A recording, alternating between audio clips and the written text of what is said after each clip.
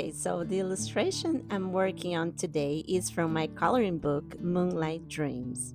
I'll tell you more about this book soon, but first I want to talk about the soft pastel pencils. You see me here taping the borders of this illustration with washi tape, and this is because pastel pencils can get a little messy on the borders because of the dust that it creates. So, taping the borders is optional. Many artists like to leave a cloudy edge in their art, and it can really look very good in that way too. Because it is a coloring book and it's not going to be framed, I decided to tape the borders. You can use masking tape or washi tape or anything that cover the borders. But be careful that the tape is not too strong. Sometimes, depending on the type of paper you are using, the tape will peel off some of your paper. So, ideally, place your tape on a piece of fabric before using on your paper so it won't get too sticky on the paper. Now, if you are not familiar with soft pastels pencils, you might be asking yourself, what are pastel pencils? Well, in a nutshell, they are pastels placed inside a wooden case, just like any other pencils. That allows you to simply hold the pastel like a pencil instead of having to use pastel sticks or pastel pen. They are great for detailed work or if you need to use them in very small areas of your art. They feel like chalk and they produce quite a bit of dust. And that is also why sometimes they are called chalk pastel pencils. The brand I'm using here is Stabilo Carb-Othello. There are a few other brands on the market, such as Faber-Castell Pitt, Derwent, Contet, and Caran d'Ache. Back in the day, Prismacolor also used to make pastel pencils, and it was called Eagle Prima Pastels. Unfortunately, they discontinued that, and now Prismacolor only has pastels in the stick form, which is called New Pastel. But it might be always possible to find vintage sets of um, this type of pastel pencils, such as in eBay, if you're a big fan of Prismacolor brand.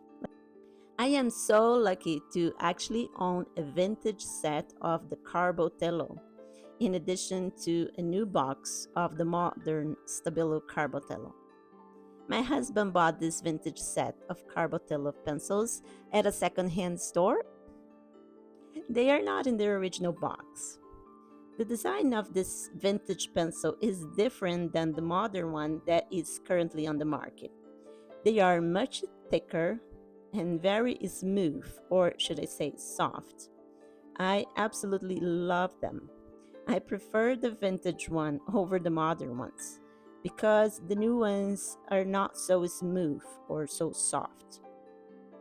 And back then, these pencils were actually called Swan Stabilo Carb-Othello or Schwan Stabilo Carb-Othello.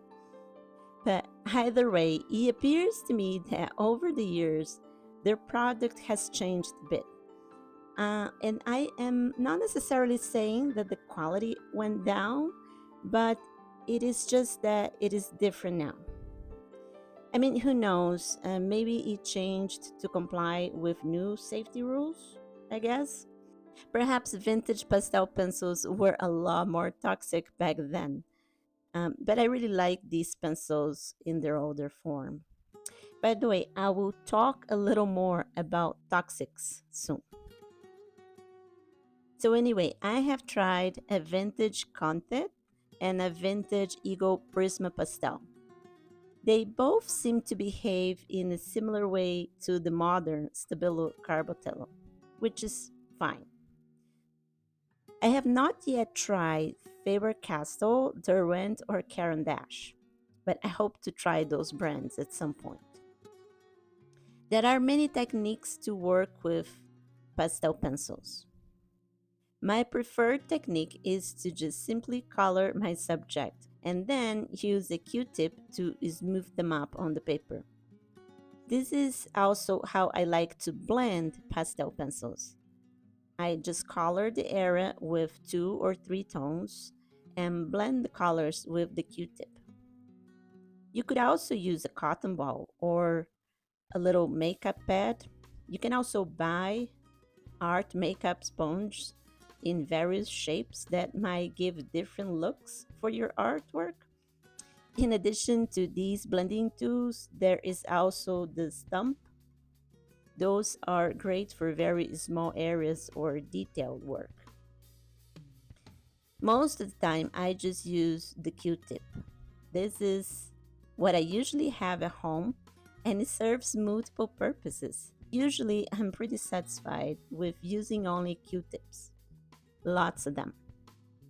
Now, it's important to address all the dust that chalk pastel pencils or pastel pencils will create on your artwork. To remove them from the paper, I usually hold my artwork on top of a small trash can that I have near my desk and tap on the paper lightly so the dust can fall directly into the trash can. Sometimes there is so much excess dust that I even use some toilet paper, tapping lightly on the artwork to finish removing all the unnecessary dust. And speaking about dust, I think it's very important that we talk about toxins that may or may not be present on your pastel pencils. There seems to be a lot of debate in the art community over toxins in art supplies. Some artists are very carefree minded and are not worried at all about the chemicals in their art supplies, and there are those who are very concerned. I hope that what I'm going to talk about here is not offensive to anyone. My goal is simply to pass information that you might not be aware of. I don't intend to start a heated discussion about this.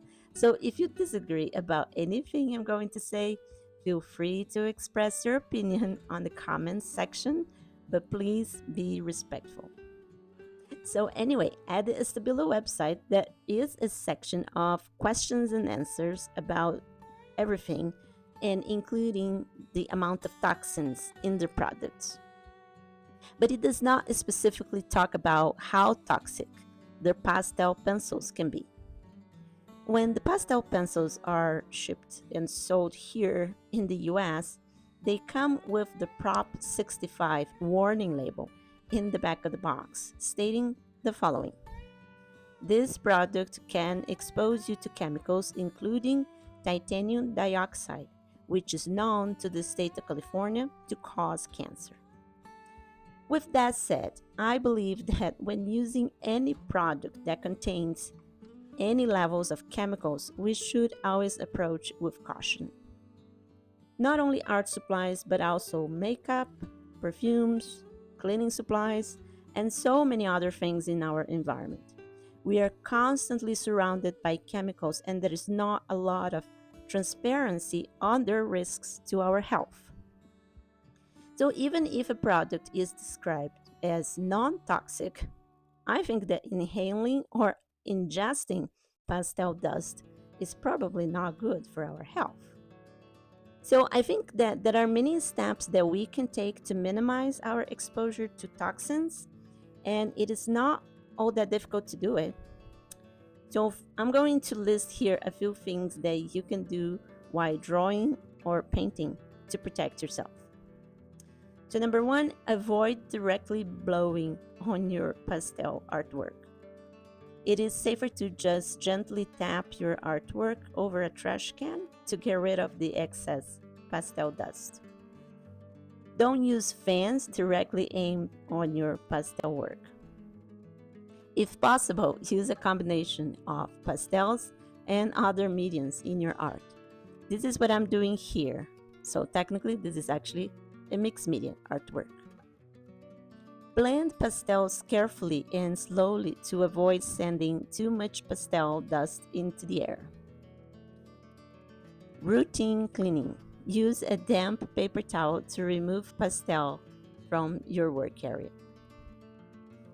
Always wash your hands after using pastels or pastel pencils. Using a mask is always a good idea. Opening your windows will also let some fresh air for you to breathe in, although I know that is difficult in cold climates, especially during wintertime. And you can also use a good quality air purifier. Sometimes those may be helpful. And finally, don't keep food or drinks in your workspace when working with pastels. I think that even if you don't use all of these precautions, even just a combination of a few of them will help you keep you safer when working with pastel pencils or soft pastels in general. So these pastel pencils are an excellent medium, fun to use, beginner friendly, and full of possibilities. They just need to be used with caution. Like many other art supplies, such as oil paint, alcohol markers, and many others.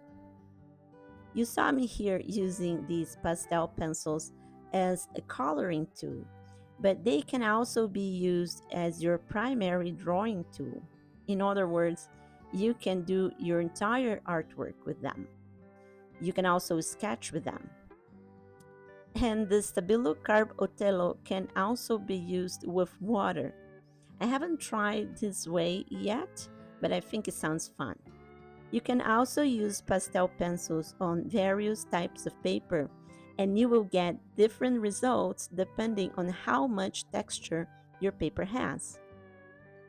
I hope some of this information about pastel pencils was useful for you. If you have any questions about pastel pencils, please leave them in the comments below. I mentioned in the beginning of this video that I was going to talk more about this coloring book. So anyway, this was the first coloring book I published. It is called Moonlight Dreams, a whimsical coloring book. This is a coloring book primarily targeted to adults, but children might enjoy this book as well, although most of the images may be too complex for young children. So technically speaking, I consider this book an adult coloring book. The book has 30 images to color, and the theme of this book is the moon. I love the moon. Since I was very young, I have always loved the moon, which is why I decided that my first coloring book would be about the moon. If you are interested in more information about this coloring book, you can visit www.trishakabot.com, where you can find more information about this book and links of where to buy it. Also, as I mentioned earlier, I used many different mediums in this coloring page. I combined the soft pastel pencils with many other colored pencils, such as Prismacolor, Color, and my art space color pencils, which is actually an oil-based color pencil. I also used a little bit of markers, and to finalize the flowers and the stars, I used metallic watercolor. So although the main ingredient of this coloring was pastel pencils, I also complemented this work with many other types of art supplies. So technically, this is a mixed media artwork. But since I used a lot more pastel pencils, I wanted to focus the conversation on the pastel pencils. And I don't know if you noticed, but the pastel pencils covered the majority of this illustration, and yet they allowed me to work much faster than any of the other mediums. As a matter of fact, I personally think that pastel pencils are a faster medium than alcohol markers, and they're also faster than watercolor paint. And they are kind of underrated. There is not a lot of information about pastel pencils and not a lot of tutorials either. So I hope this video inspires you to try and use pastel pencils in your art. and I hope you have as much fun as I did. If you enjoyed this video, please give a thumbs up. And if you want more inspiration for art, I think you're going to like the next video coming up. Keep creating, and I will see you again soon. Bye bye.